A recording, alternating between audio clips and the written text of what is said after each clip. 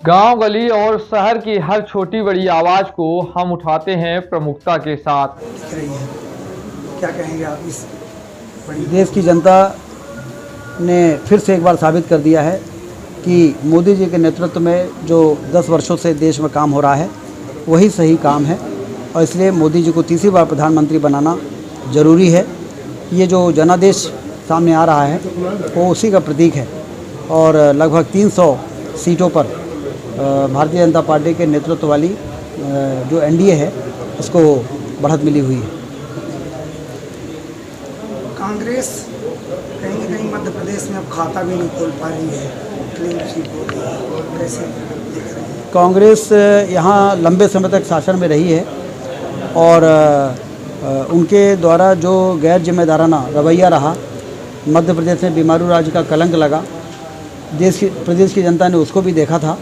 और फिर भारतीय जनता पार्टी की सरकार 2003 से जब बनी, उसके बाद विकास के कार्य और जनता के कल्याण के जो कार्यक्रम चले भाजपा की सरकारों में, उसको भी प्रदेश की जनता ने देखा, और उनको साफ दिख गया कि सुशासन की प्रतीक है भाजपा और कुशासन की प्रतीक थी कांग्रेस पार्टी, और इसलिए पूरी कांग्रेस पार्टी कटघरे में खड़ी है मध्य प्रदेश की जनता की नज़रों में। और इसलिए जब चुनाव आता है तो ऐसा परिणाम देखने को मिलता है। पिछली बार एक सीट हम रह गए थे और इस बार छिंदवाड़ा भी जीत गए, तो 29 से 29 सीटें भाजपा की झोली में डालकर प्रदेश की जनता ने ये मैसेज दिया है कि जो काम करेगा उसी को जनता का आशीर्वाद मिलेगा। देश के गृह मंत्री 5 लाख से अधिक मतों से भी विजयी हुए हैं, प्रधानमंत्री भी बड़ी जीत की ओर अग्रसर है। उनके नेतृत्व में पूरे देश में जीत हो रही है, मोदी जी के, अमित शाह जी के, नड्डा जी के नेतृत्व में। तो उनकी जीत तो हम सब मान के चल रहे थे कि एक तरफा जीत होगी, और उसी प्रकार के परिणाम देखने को मिल रहे हैं। तो अपनी ओर से मैं बधाई देता हूँ। सभी विपक्षी दल इकट्ठे हो गए इस बार, फिर भी परिणाम उनके मुताबिक नहीं रहा, क्या वजह लगती है?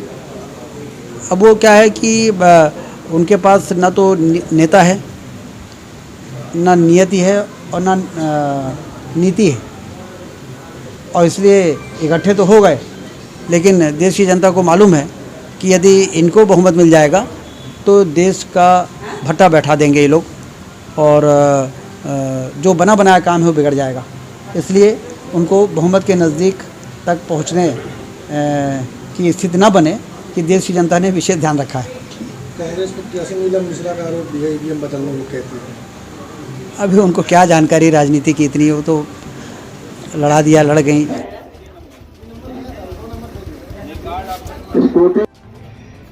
आप लगाई है।